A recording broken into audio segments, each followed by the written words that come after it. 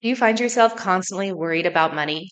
Worried that you'll never have enough or afraid that it's going to run out? Then today's episode is for you. This is my third episode in a series called Mindsets That Will Keep You Broke. And today we're going to dive into poverty mindset to help you identify if that's something you struggle with and to find out how you can change it so it comes into alignment with God's view of money.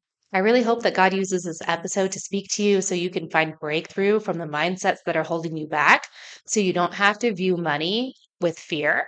And so you can step into the private practice that God has for you and make a greater impact for his kingdom. Hey, Christian therapist, are you craving a counseling career that aligns with your faith and actually supports your well being? Welcome to the Prosperous Christian Therapist Podcast. I'm Kimberly Van Hooser, Christian therapist, private practice owner, and business coach for mental health professionals like you. In this podcast, you'll get practical strategies and faith-led guidance to help you build a thriving private practice, one that serves your clients well and makes an impact for the kingdom of God. So what are you waiting for? Grab your notebook and join me for today's episode. Welcome to the Prosperous Christian Therapist Podcast. I'm your host, Kimberly Van Hooser. I'm a licensed marriage and family therapist with a Christian private practice in Colorado, serving clients in Colorado and Arizona. I'm also a private practice coach for Christians who are working in the field of mental health who want to start and grow their private practice in order to make a kingdom impact for the Lord. I'm so glad you're joining me for today's episode. Before we dive into content, I wanted to let you know about an upcoming free webinar on March 11th. This webinar will be featuring Dina Farish of Dina Does Digital. Dina was one of my podcast guests just a few weeks ago, and she is a digital marketing expert for therapists. She does really great work helping therapists design a website that speaks to their ideal client. And she's going to be doing a workshop with me called Build a Therapy Website That Works, 6 Things You Need.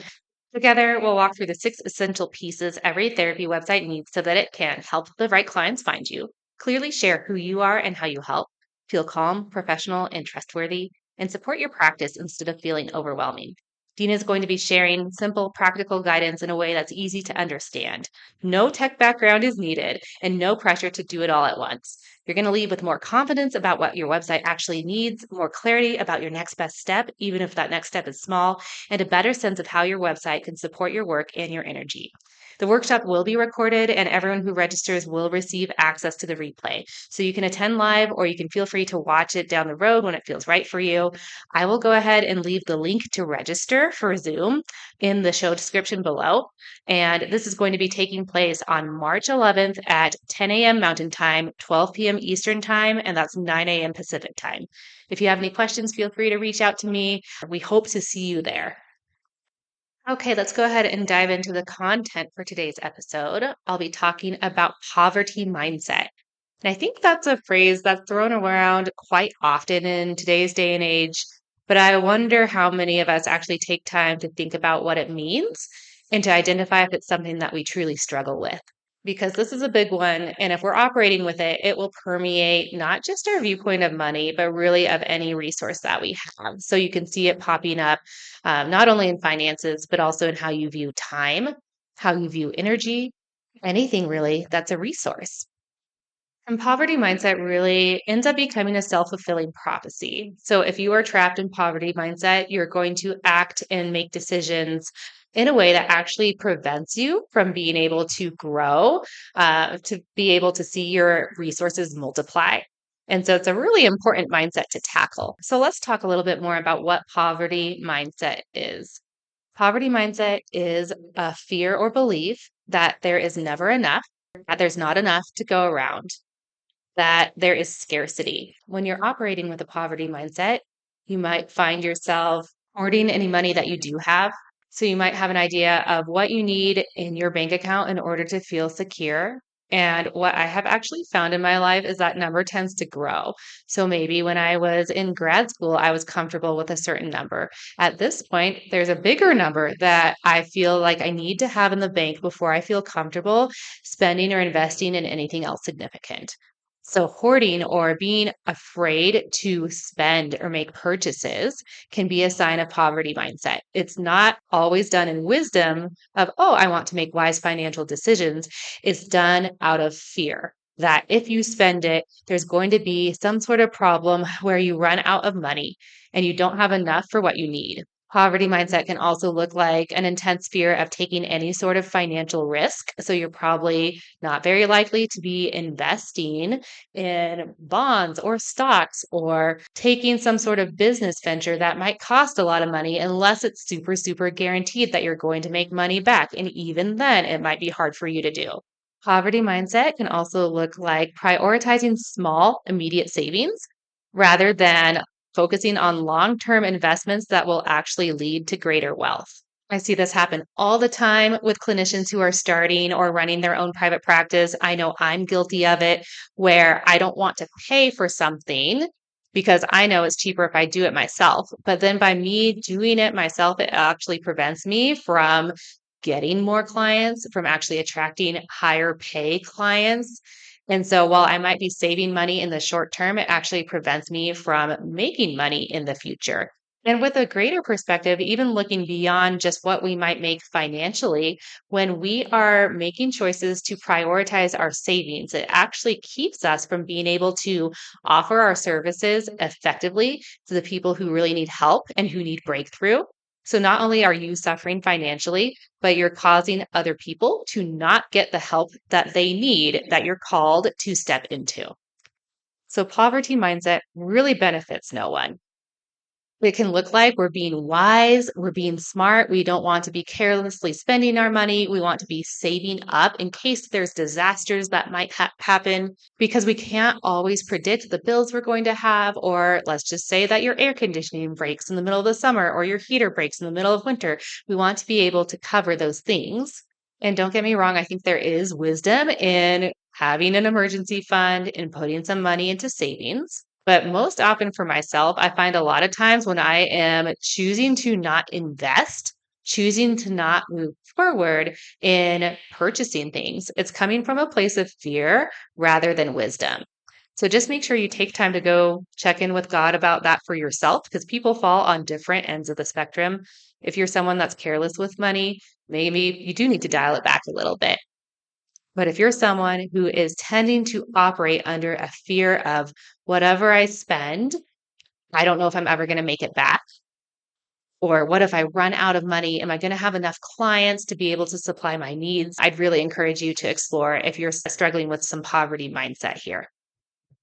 Now, some of you who are listening might be thinking, well, is poverty mindset actually incorrect? Because maybe you've experienced not having enough money in the bank to cover your bills. Maybe you've even experienced homelessness. Maybe you grew up in a household that experienced shortage or hunger. Maybe you even had a family who made some business investments that ended up not paying out. Maybe you even experienced things in your family growing up where your parents made, even if they weren't poor business decisions, but took risks that ended up leading to some sort of financial disaster. So maybe this idea of having a more poverty mindset of hoarding or saving your money, of not taking risks financially, is actually something that feels super safe for you. You feel like it's preventing you from making unwise money decisions. If you've listened to me long enough, you'll often hear me say that we don't realize how much we have access to as sons and daughters of God. So we could choose to align with a poverty mindset and say, I better be careful about what I spend. I better exercise really serious caution with every step I take forward. I don't want to take any risks. We can do that. But what if we were to remember the type of God that we serve, the type of God who loves us? He has no shortage of abundance. He has more than enough to cover everything that we could ever need. And if we are truly feeling called into starting a private practice, if we have that desire in our heart, trust that God has placed it there. It's not for selfish gain or selfish desire. So if he has given us an assignment or permission to step into our own business, of course, he's going to fund it for us. There's going to be more than enough financially to provide for what you need. And just like with the Israelites, when they were in the desert, they didn't have enough food. And God responded with giving them manna. Now, he didn't give them more than enough for every single day. He gave them just what they needed. So, a lot of times in private practice, that's what you're going to see. You're going to be like, wow, I don't have quite enough to, maybe invest in a beautiful new website and get my entire office space all to myself and the top of the line office furniture all at once. But you're going to have enough in order to get where God needs you to get to in that day. So trust that. I like looking to scripture and finding passages that really speak to me and speak to how we are children of God that are so taken care of. Psalm 23 is a great example. It's one of my favorite Psalms. It says, "The Lord is my shepherd, I lack nothing." And that idea that we really truly lack nothing, even though the world can tell us that we are, we might tell ourselves that we are, our circumstances might tempt us to tell us that we are lacking. But if you come into this place of remembering you are this cute little sheep that is protected by the best shepherd in the universe, beyond the universe, and that he has your every need in his mind, and he's going to guide you and shepherd you and lead you to the places where you will have food, where you will have enough. He will sustain you in the times where you feel like you don't. You don't need to be worried. The little sheep are not worried about, oh my gosh, where's my food coming from? Oh no, like they're too stupid to wonder about that. Because otherwise, they probably would be worried about that. But as followers of God, we do not need to be concerned about where our needs are going to be met. We just need to concern ourselves with staying close to the shepherd and listening to his guidance and his leading. So let's take it to the next level. First, we want to trust and believe that God is going to cover our needs. It clearly states that in the Bible in numerous passages. But what more could God have in store for you? I want you to start to ask those questions and to dream and to vision cast with God. Rather than just thinking he's a God who will take care of your bare minimum needs, think about what more he wants to add to your life if you give him the opportunity. And don't be afraid to ask him to add those things. That is not a bad or selfish desire. I love the Proverbs 31 woman. She is just the best entrepreneur. If you look at that, and I have such a heart for business and entrepreneurship, it says her husband has full confidence in her and lacks nothing of value. Verse 18 says that she sees that her trading is profitable. Verse 20 says she opens her arms to the poor and extends her hands to the needy. When it snows, she has no fear for her household, for all of them are clothed in scarlet. So if she's opening her hands to the needy, she probably has resources to provide them. Her family is covered in fine linen and clothing that's going to keep them warm. She's not a woman of poverty. So I pray quite often, God, make me like the Proverbs 31 woman. I want to be this way. I want to be a woman of abundance, not only so I can know what it feels like to be lavished on by the Lord, but so I can also bless and produce. When we have resources, we can fund amazing movements for God. Now, I'm not into any name it, claim it, manifesting these great things out of my own willpower or volition, but there is something that when we partner with the truth of what God has in store for us, it opens up opportunity for Him to give it to us. Now, I can ask God for these things and hope for them. And I have seen Him add a lot of abundance to my life through this process and through this heart posture. But at the same time, if He were to say, Kimberly, you don't need all these things, you're not going to have your horse ranch one day, you're probably not going to be doing any more international travel on this side of heaven, then God is still good. And I trust Him in that plan for myself. But what I have felt led by the Lord to do is to really partner with Him in dreaming big, going beyond my limited human capacity to dream and allowing Him to say, hey, what if? What if you were given all this abundance? What would you do with it? What are your dreams, kiddo? Because I want to fulfill those dreams. So I encourage you just to take this before the Lord and sit with Him. Ask Him to reveal areas in your heart where you have fear about money, where you have fear about not having enough, where maybe you're partnering with that fear rather than partnering with what He is telling you to do and calling you into. And can we trust too that if we were to make some big money mistake, that God is big enough to cover that mistake? And we don't want to be operating out of impulsivity or stupidity or anything where we're not consulting with God first. But even when that happens, like God is big enough to cover that. If you think about a really good dad, if their child makes some dumb mistake that ends up costing him money, he's going to cover that bill. And yes, there might be some natural consequences. There might be a need for that child to kind of work it off and to learn from their mistake. But it's not like he's going to throw his child out of the house and say, sorry, you're homeless. You can't eat anymore. So trust that He is your good Father. If you are seeking His will, He's going to cover your needs, He's going to direct your steps. If you tend to operate more on a spectrum of fear and hesitancy, God is probably nudging you to take some steps into that and to move forward. If you tend to operate on the really irrational, impulsive decision making and impulsive spending, then perhaps that is where He's calling you to dial it back a bit. But we can only know that when we come to the Lord and let Him examine our heart. And I want you to take some time and think about how this could apply to your business. Where in your private practice are you operating out of focusing on short term savings that are actually going to end up costing you greater in the long run?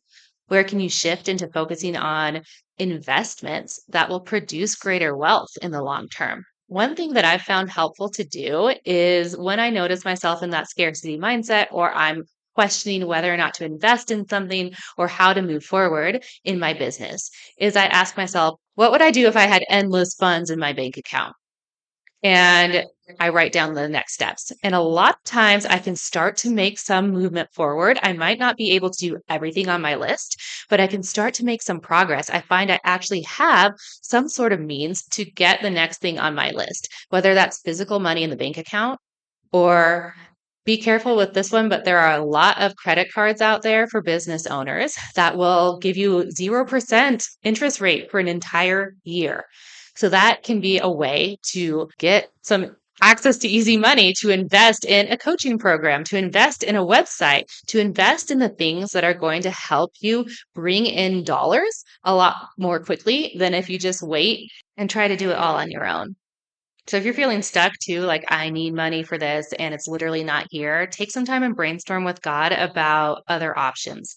That might not be opening up a new credit card if you struggle to have any self control with that, but it might be asking a family member for some finances. It might be finding a side hustle that's going to help you earn money a little bit quicker so you can invest. Or he might actually provide you with a really great deal. I think that's something that I often found in Los Angeles when I didn't have a lot of money. Whenever I needed something, I'd find like this really great valued product at a really great deal. So trust that God's going to supply all of your needs with that, and ask Him where He's calling you to step forward in faith and maybe invest in something that feels scary, that's going to allow you to break off that poverty mindset and step into the abundance that He has in front of you. All right, it's time to wrap up this episode. And just before I do that, I'm going to do a shameless pitch for my one on one coaching services.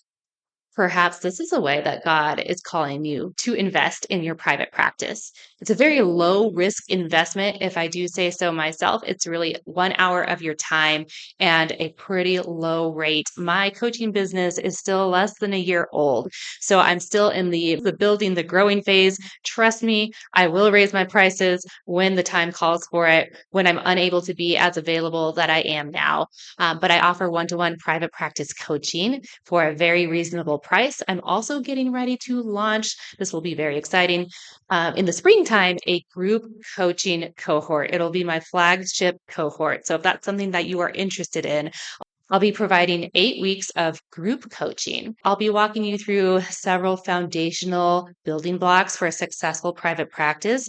Of course, we'll be inviting God into this. He is ultimately your CEO and your business partner. Things go a lot more smoothly and are a lot more fun when He is involved. So if that's something that you're interested in, whether it be one-to-one coaching or my group coaching that I'll be launching in the spring, make sure that you're signed up for my insider list. You'll be able to sign up for that if you check out the notes in the description of the show below. And I'd love to hear from you, even if you just have feedback. If you want to say, hey, like join my Facebook group, start and grow your private practice as a Christian therapist. To clarify, I don't just offer services to those who are marketing as Christian counselors. Actually, the majority of my clients are offering services to both Christian population as well as the secular population. But why it says Christian therapist is because being a Christian is an integral part of their identity. And they want to be moving forward with God as the foundation for their business. That really lights me up when I get to work with coaching clients who really do want to hear the voice of the Lord and to be seeking Him and serving Him in all they do. I'd love to help you. Thanks so much for listening. I hope you join me again next time. I hope you join me for our webinar that we'll be hosting on March 11th. Have a great rest of your day. If you found value in today's episode, would you leave a written review on Apple Podcasts? It helps other faith-led clinicians like you find the show. And don't forget to join my free Facebook community, Start and Grow Your Private Practice as a Christian Therapist, where you'll join other clinicians for encouragement, accountability, and free tips and support. See you there.